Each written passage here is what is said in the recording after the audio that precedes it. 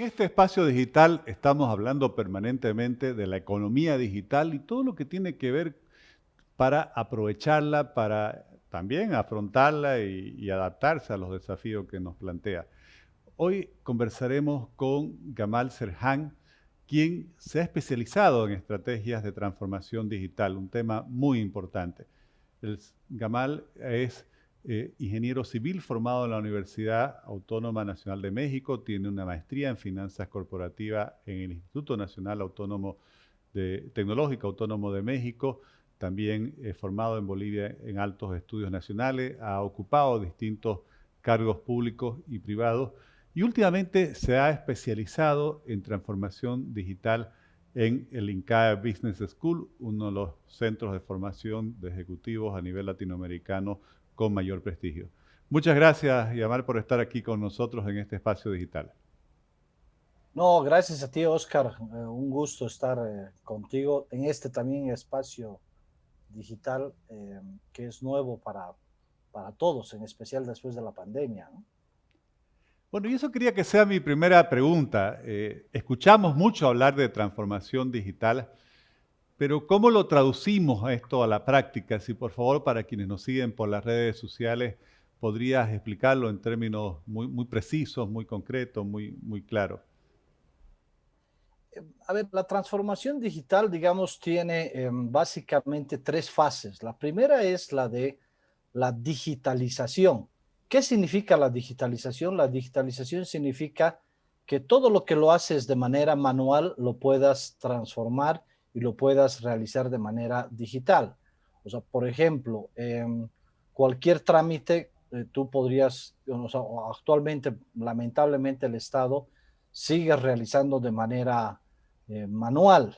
Pero todos esos trámites, desde, por ejemplo, inscribirte en un curso, lo puedes hacer a través de tecnología digital. Y eso ahorraría muchísimo, muchísimo dinero, pero además muchísimo esfuerzo. Esa es una fase de la transformación digital, que ese es el principio de la transformación digital, que es la digitalización de los procesos.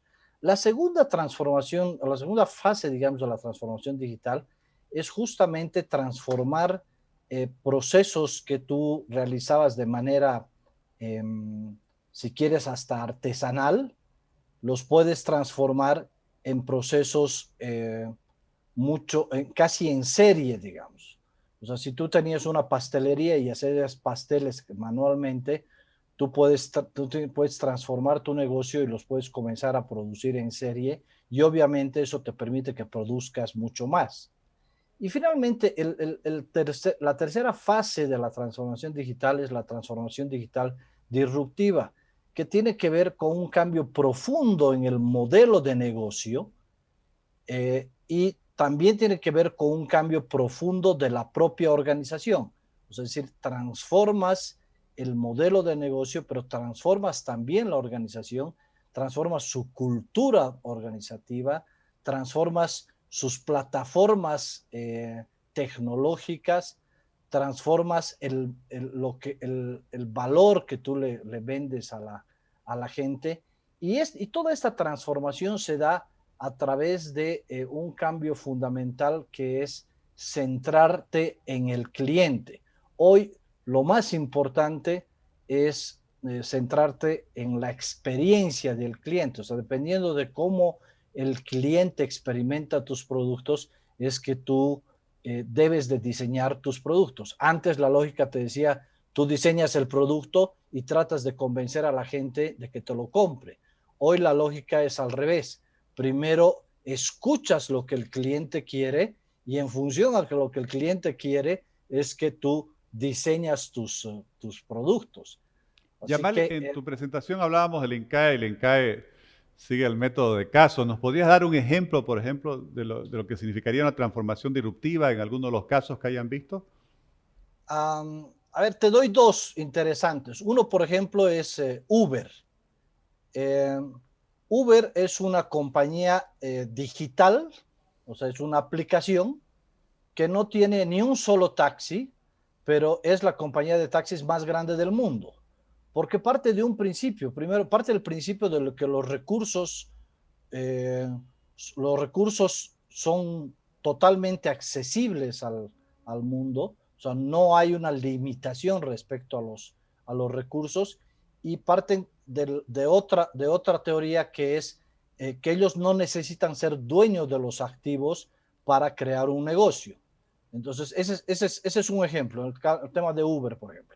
Y la compañía más grande de alquiler de hospedaje es Airbnb, que no tiene ni un solo hotel, no tiene ni un solo cuarto, pero también es una compañía digital que lo que ha hecho es conectar las necesidades de los clientes con los ofertantes que tenían un cuartito para alquilar o tenían una casa para alquilar, y se ha convertido en la compañía más grande del mundo de alquiler de hospedajes. Entonces ahí tienes dos ejemplos de transformación digital disruptiva que parten del principio de que no hay escasez de recursos y que no necesita ser dueño de los activos tangibles. Entonces, ese es un cambio de cultura brutal en el mundo, porque eso te permite construir una empresa con un crecimiento exponencial.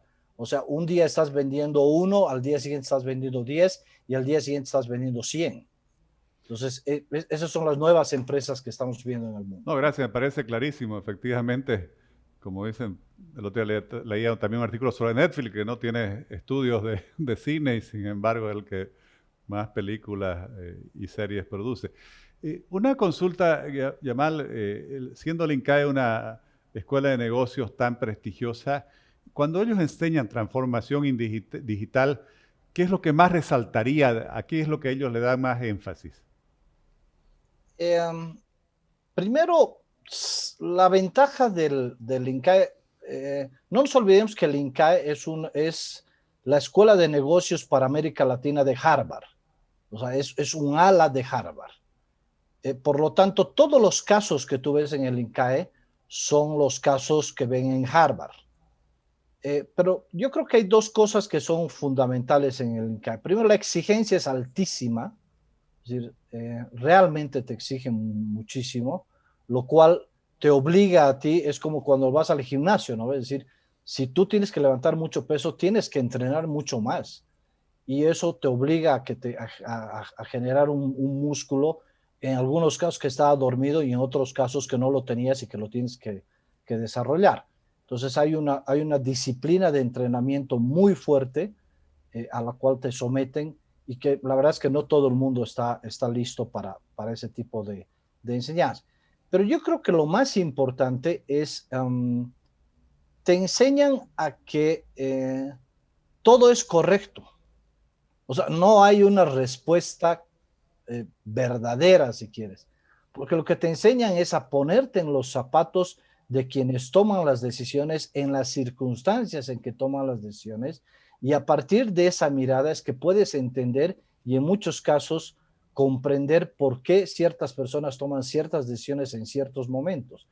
Entonces, ese solo hecho llevado a tu vida personal o a tu vida de negocios, creo que transforma fundamentalmente tu visión y permite abrir tu cabeza a nuevas cosas que de otra manera no estuvieras dispuesto, porque en algunos de los casos nuestra educación lamentablemente lo que hace es nos va cercenando y nos va encuadrando, y en el ICAE lo que te dicen más bien es piensa fuera de la caja. Y a partir del momento que piensas fuera de la cancha, comienzan a suceder cosas maravillosas. Y de esa perspectiva de buscar pensar de fuera de lo que siempre hemos hecho, hoy tenemos este fenómeno del consumidor digital que se ha acelerado con la pandemia del COVID-19. Desde tu percepción, ¿cuáles son las principales características de este consumidor digital? ¿Qué es lo que ha cambiado con el consumidor tradicional? Mira, el nuevo consumidor social es un consumidor primero muy empoderado, ¿no? Porque se da cuenta que él tiene un nuevo poder, que es el poder de comunicar si le gusta o no le gusta la experiencia del producto en sus manos. Y como se vuelve colectivo a través de las redes sociales, entonces en 3 minutos puede destruir un producto, o más bien lo puede hacer crecer de una manera exponencial. Y ese consumidor sabe de ese poder. Lo segundo es que es un consumidor que exige 100% de personalización. Si tú en tu celular puedes personalizar 100% tu celular, ¿por qué no vas a pedir que la atención en un restaurante, la atención en un cine sea 100% personalizada? Y ahí, por ejemplo, el éxito de Netflix, que entiende de que ya no se trata de venderte las películas, sino se trata de venderte lo que tú quieres que te venda, estudiando tu comportamiento.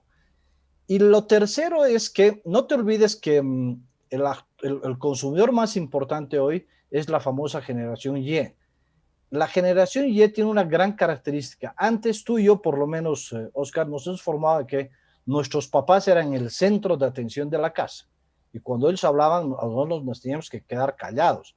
Hoy, tú y yo también lo que hacemos es, el centro de atención son nuestros hijos. Entonces, hemos desplazado el centro de atención y como son nuestros hijos son una especie de vedettes que exigen 100% de atención y que son 100% exigentes.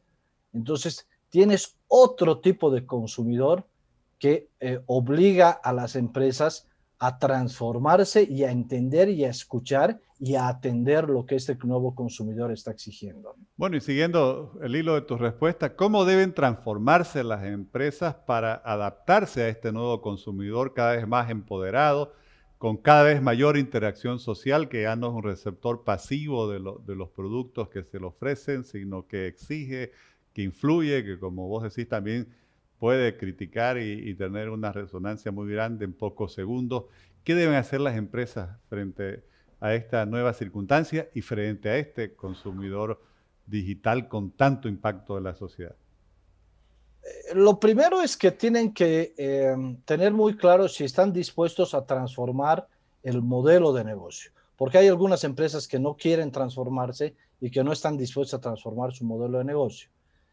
Si están dispuestos a transformar su modelo de negocio, deben de entender que la tecnología es un gran aliado.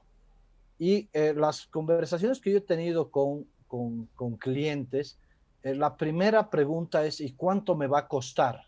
Y no se dan cuenta que la transformación digital no es una oportunidad, o sea, es una necesidad imperativa de sobrevivencia. Te comento otro caso, el caso del Nubank en el Brasil. El Nubank es un neobanco en el Brasil que es 100% digital y que ha roto con el monopolio o el oligopolio, para ser precisos, de los 5 bancos que habían en el Brasil. Y hoy tiene 25 millones de tarjetavientes, el Nubank, y todos sus procesos son 100% digitales. Y lo que ellos dicen es que a ellos les cuesta el 1%, su costo de operación es 1% en relación a los costos de operación de los bancos tradicionales. Entonces, la tecnología es un aliado en esto que es la transformación digital, pero lo más importante es entender primero que el centro de tu negocio es la experiencia del cliente y que la transformación no solamente es utilizar la infraestructura tecnológica, sino que tiene que haber un cambio en la cultura organizacional. Te comento otro ejemplo. En Netflix, los empleados deciden cuándo toman vacaciones. Y lo que ha sucedido muchas veces en Netflix es que cuando sus empleados se van de vacaciones, regresan con nuevas ideas. Entonces, ese modelo tradicional de no, yo te doy vacaciones X tiempo y además trabajas X horas, hay que romper con esos modelos. Pues en Google, por ejemplo, el 10% de tu tiempo tú lo tienes que dedicar a tus proyectos personales, en el tiempo de trabajo. ¿Por qué? Porque eso lo que hace es refresca un poco al trabajador y le permite generar nuevas ideas y le genera un compromiso adicional con la empresa. Gamal, y para ir terminando, ¿cómo ves la evolución de la transformación digital en las empresas bolivianas? Lamentablemente muy lento. Estamos muy lentos a pesar de que la pandemia nos ha obligado a a prestarle atención a esto que es la digitalización o la transformación digital es muy lenta, lo vemos con mucho miedo, pensamos que cuesta mucha plata, pero está comenzando a surgir negocios disruptivos ya en Bolivia. Tienes el caso de Quantum, por ejemplo, que es una empresa que fabrica coches. El sueño de los bolivianos era fabricar coches y resulta que llegó el sueño del Tesla boliviano, que son los Quantum, que son coches eléctricos que están hoy en las calles de todo Bolivia. Entonces está comenzando a germinar eso, pero yo creo que si no entendemos que la transformación digital es una oportunidad de convertirnos en un productor del mundo, porque el mercado se convierte en el mundo, estamos condenados a quedarnos en el tamaño que estamos y estar sujetos a los vaivenes de la economía local.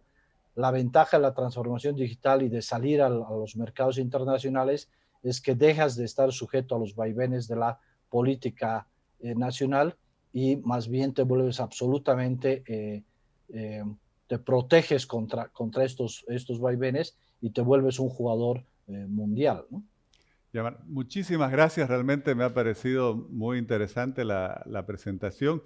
Este es un tema en el cual desde este espacio digital estamos permanentemente incidiendo porque estamos convencidos de que la economía digital no solo es un eslogan, no solo es un tema de que se ha acelerado por la pandemia, si es verdad que ha apresurado los tiempos, pero que ya es una realidad y que quienes quieran salir adelante, y como país obviamente tenemos que salir adelante, tenemos todos que entenderla, comprenderla y adaptarnos a ella para enfrentarla con éxito. Muchísimas gracias por tu tiempo y por tu generosidad en compartir tu experiencia y conocimientos. No, muchísimas gracias a ti, Oscar, y será hasta la próxima. No se olviden, soy digital. Gracias.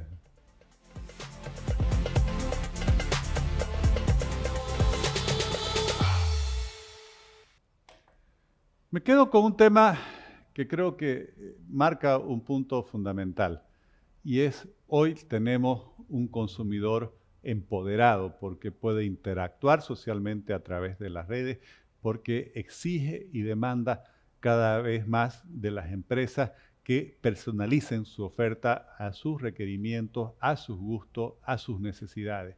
Esto pasa también en otros ámbitos de la sociedad, pasa por ejemplo en la política y ahí vemos que el resultado es el activismo social, el activismo público, el activismo político. Pero volviendo al campo económico, este consumidor digital, este consumidor social, como lo denominaba Jamal Serhan, está claro que está cambiando las formas de trabajo, de operación, de comercialización que tienen las empresas, que tienen los servicios, y cuando hablamos de empresas pueden también ser un pequeño emprendimiento que está arrancando, una startup o una iniciativa de un joven o de cualquier persona que está buscando reenfocar su actividad económica.